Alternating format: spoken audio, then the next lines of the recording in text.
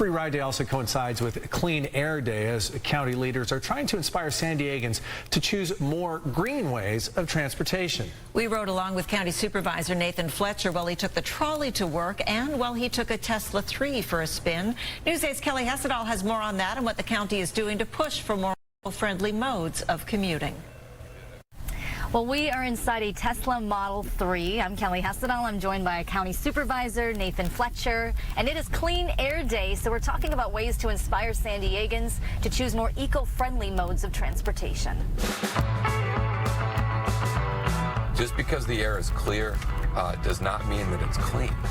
We have the 6th dirtiest air in America for smog.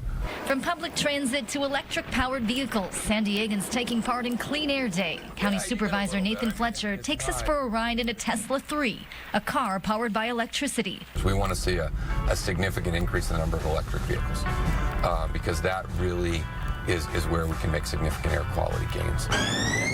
He started the day taking the trolley to work. He says his commute time compared to when he drives was about the same, 30 minutes. It was way less stressful. I didn't have to fight the 94 and getting on the 5 and merging in.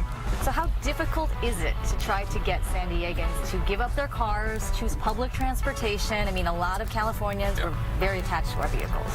What we want is people who would like to take a different option to have that option be available. So if we make a greater investment in transit, in buses and bike paths and walk lanes, all we're doing is giving people options. He says in 2020, they may ask voters to make an investment in the transit system.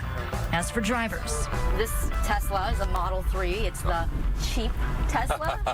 It's Yes. starting at about $35,000.